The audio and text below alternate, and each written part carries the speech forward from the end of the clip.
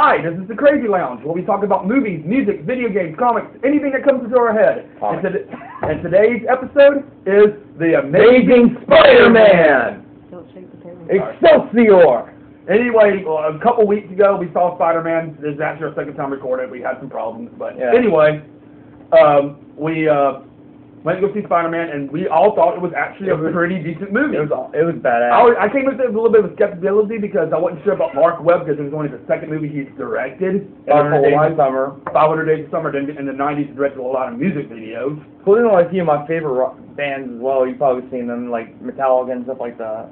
But I after watching it, they watched it in 3D. I did not watch it in 3D. The 3D effects were amazing. For the simple fact that 3D glasses kind of hurt my eyes, and I get like massive headaches when I watch stuff in 3D. I can only handle so much 3D. You probably sit too close to the theater, didn't you? Like feel like the very. I was actually about in the middle.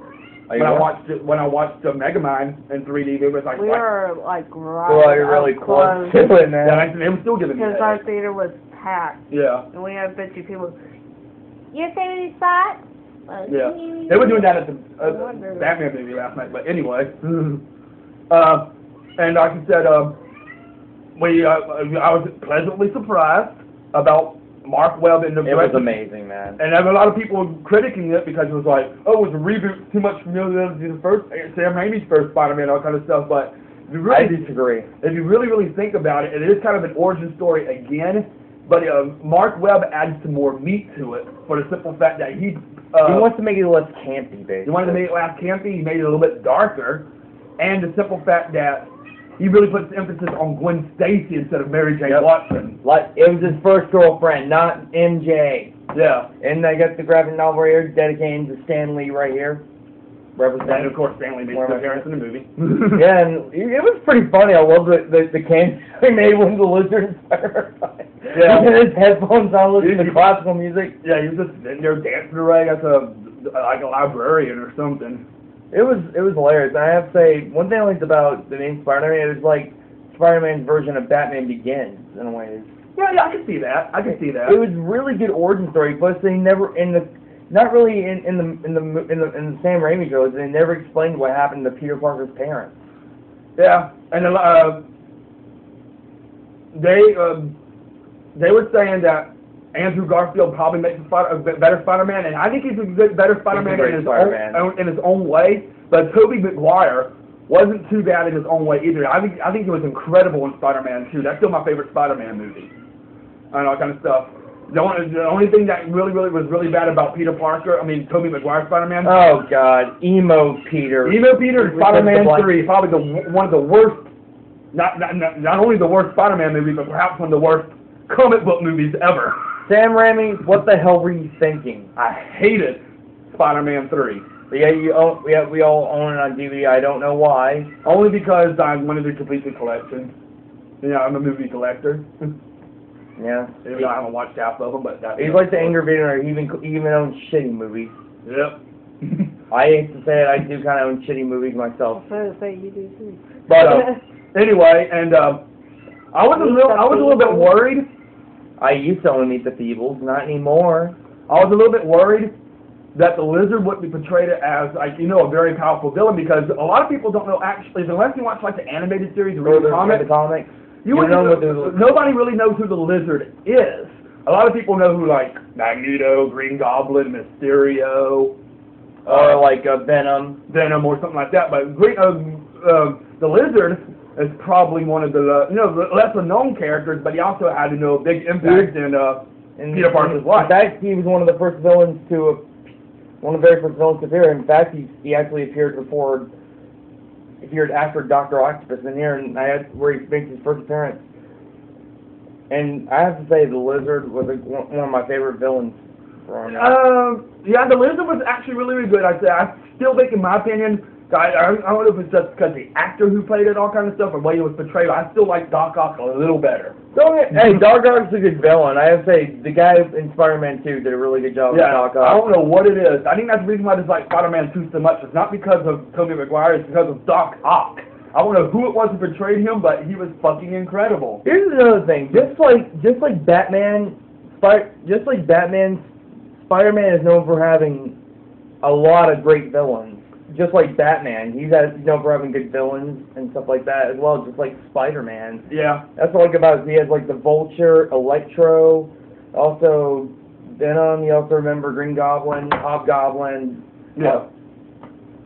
And one thing that was really, really good about the movie that was completely different from like Sam Raimi's versions is that Peter Parker actually built the web cartridges.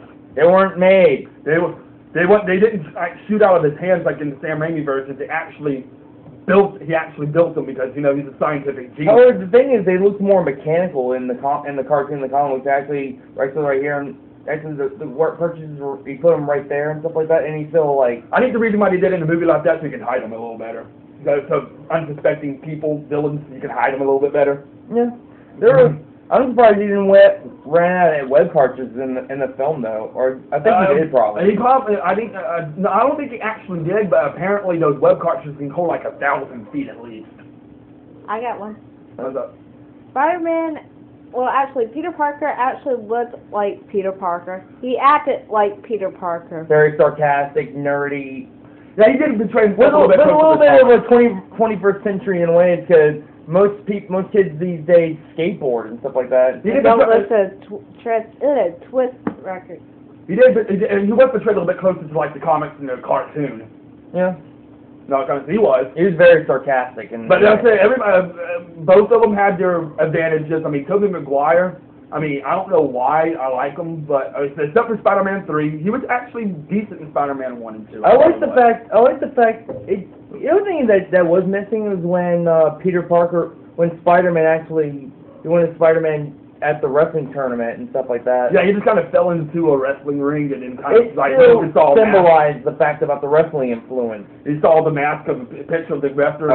He's like, okay, I can do that. He's like, okay, I can do that, and he made himself a Spider-Man costume. I have to say, one of my other favorite versions of Spider-Man is Spider-Man North from like Depression and everything. He wore like a black outfit, trench coat, 1930s shadow. Like he actually carried a gun too. Yeah. And the music was really good. The music was great. The special effects were amazing. Yeah, like I said, they saw it in 3D, so they said that the 3D effects were actually really good. I didn't watch it in 3D. It's not on the level of Avatar, but it's not on the sync level of Star Wars Episode 1. Or Green Hornet. Or Green Hornet. But Star Wars Episode 1 is the one that really, really pissed me off because I paid $24 for it. True. And he dragged me to see it. I was just like, I hate the prequels. I don't want to see it. Yeah, you're going to see it, and then, yeah. Just imagine when Avatar 2 comes out, though. That's going to be awesome.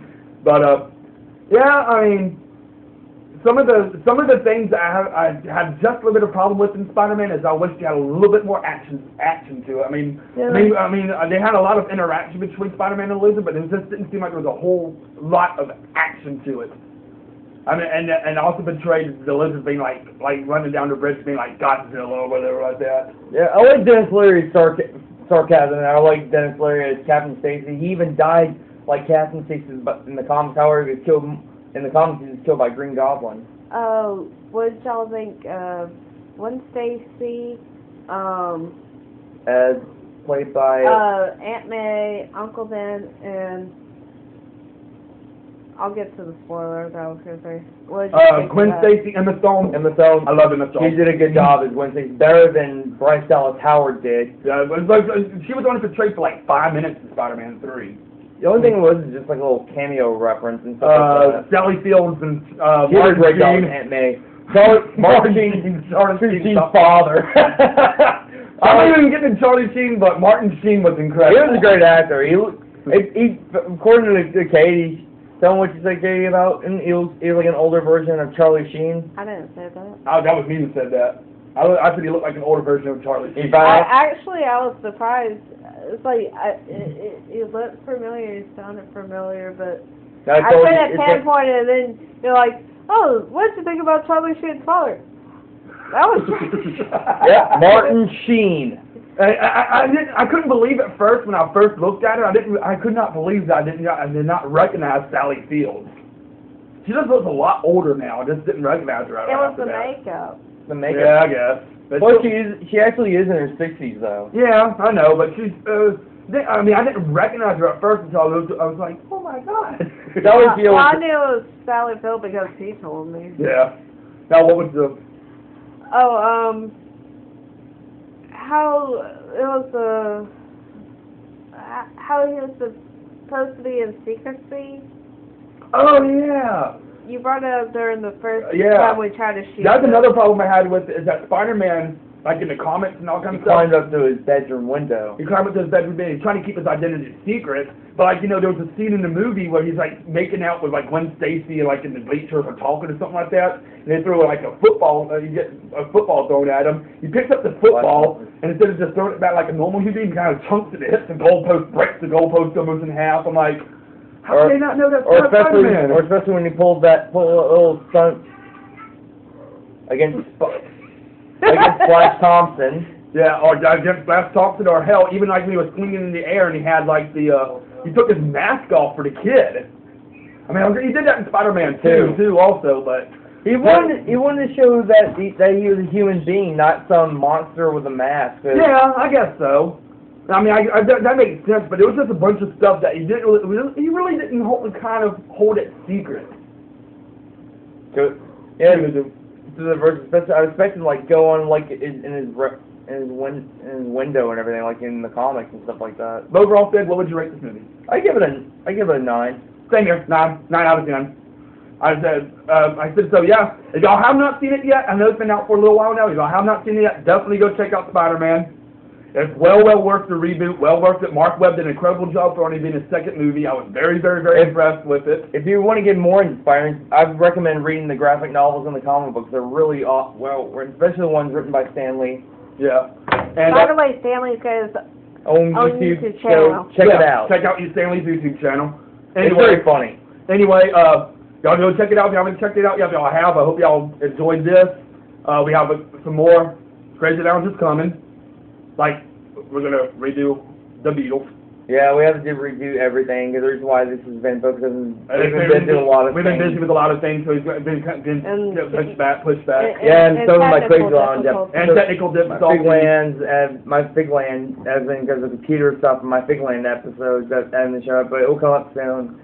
And after this episode of Dexter Figland, I'll be doing an episode probably on another comic book of film I like, also the comic book graphic novel, Watchmen. That sounds good. So anyway, Spider-Man, Amazing Spider-Man, gets a thumbs up from us. Thumbs up. Katie behind the camera gives it a thumbs up too. Yeah. Hey, if I was like Goro, I'd give it more thumbs up. Anyway, y'all have a good day. Y'all have a good day. More Crazy Towns is coming. This is DKS 38. And Figgy 66 signing out.